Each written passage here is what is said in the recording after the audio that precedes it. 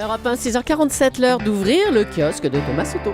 Hier soir, François Hollande a parlé pendant 36 minutes sur TF1. J'ai reconté. Vous avez compté. J'ai reconté. Eh bien, figurez-vous, Julie, que résumer l'intervention du président de la République en quelques titres et en moins de 30 secondes, c'est possible. Attention, top chrono.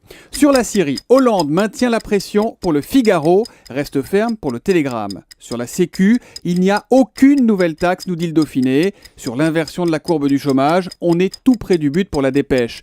L'impression générale, on la laisse à Sud-Ouest. Hollande croit toujours en lui. Quant à la petite vacherie, elle est signée Libération, dur dehors et mou dedans. Voilà, ça fait 24 secondes. François Hollande aurait donc pu faire plus court hier soir. Allez, sinon Thomas, vous avez choisi de vous arrêter ce matin sur la une du Parisien.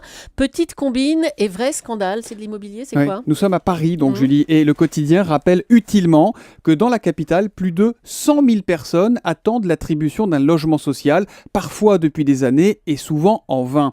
Eh bien, lisez donc la double page HLM, le royaume des petites combines, et vous allez comprendre pourquoi. Les témoignages sont plus choquants les uns que les autres. Marie vient de prendre un 80 mètres carrés dans le privé avec son amoureux, nous dit-elle, bravo, on lui souhaite beaucoup de bonheur. Sauf qu'au lieu de rendre le HLM qu'elle loue depuis 98 dans le 11e arrondissement, eh bien Marie a décidé de le sous-louer. Au passage, comme elle le sous-loue évidemment plus cher, elle fait un bénéfice net de 180 € chaque mois. Jean-Louis nous raconte que dans son immeuble du 3e arrondissement, sa voisine, retournée vivre en Guadeloupe, a sous-loué pendant 2 ans son appartement à des touristes. C'était devenu une sorte de résidence de vacances. Et voilà comment, de semaine en semaine, des Italiens, des Américains ou des Anglais se sont succédés régulièrement. Alors Jean-Louis nous dit, le bailleur a été prévenu. Ah mais vous comprenez, monsieur Jean-Louis, il faudrait faire une enquête longue et coûteuse pour bien montrer que la personne n'habite plus là. Et puis tiens, n'oublions pas Frigide Barjot. Vous vous en souvenez de Frigide Barjot, oui, puis elle a une histoire, l'ex-égérie des anti-mariages pour tous. Oui. Eh bien elle est convoquée devant la justice après-demain. La régie immobilière de la ville de Paris lui reproche d'occuper abusivement avec son mari Basile de Kock un HLM. Oh, c'est 3 fois rien, c'est un duplex de 140 mètres carrés dans le 15e. Heureusement, si je puis dire, car c'est ironique, il reste encore des gens qui n'ont aucun problème pour se loger. Mais vous avez raison, Julie, pas de souci d'immobilier pour l'oncle de Bachar el-Assad et son colossal patrimoine que vous pouvez décortiquer sur le site europe1.fr. C'est déjà un des papiers les plus lus ce matin.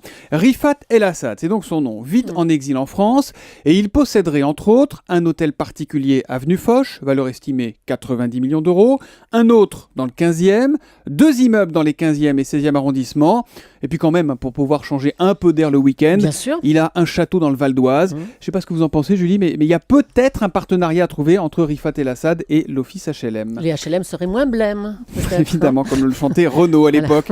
Enfin, j'ai vraiment goûté ce matin la une du Courrier Picard. Finalement, elle était peut-être pas si mauvaise que ça. Ce plat de lasagne n'était pas si mauvais. C'est lasagne 100% bœuf à la viande de cheval. Figurez-vous que le cheval revient au galop. C'est la une du Courrier Picard. Parce qu'en Picardie, les bouchers chevalins retrouvent la côte en espérant évidemment qu'ils ne nous refilent pas du bœuf en douce. Il manquerait plus que ça. Axel de Tarlé nous a rejoint. Axel, vous avez décortiqué la presse économique et voilà que le mythique 747 va être mis au rencard par Air France. C'est dans les Échos. Oui, la direction d'Air France doit annoncer l'abandon progressif d'ici 2016 de ce Boeing avec ses 2 étages, car l'avion aujourd'hui est jugé trop coûteux. Il faut dire qu'il a plus de 40 ans. Le premier vol, c'est 1969. Et puis, il a pris un sérieux coup de vieux depuis l'arrivée de la 380. Évidemment. Dans la tribune.fr, vous avez trouvé un papier sur les Français qui gagnent en moyenne 1 630 € par mois. Un chiffre INSEE. Alors, ça a l'air d'être très simple. 1 630 € par mois, c'est le revenu médian. C'est-à-dire que vous avez la moitié des Français qui sont au-dessus et la moitié qui sont en dessous. Alors, on parle là de l'ensemble des revenus une fois les impôts payés.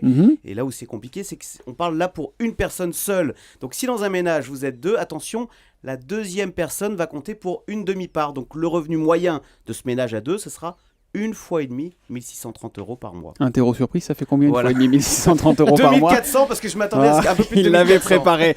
Axel, on vous retrouve d'ici une vingtaine de minutes à 7h10. Vous allez revenir sur l'intervention de François Hollande hier. Oui, alors quelles sont les annonces en faveur des ménages modestes et puis qui est gagnant, qui est perdant dans ce budget 2014? À tout à l'heure, Axel de Tarlé, 7h10 sur Europe 1.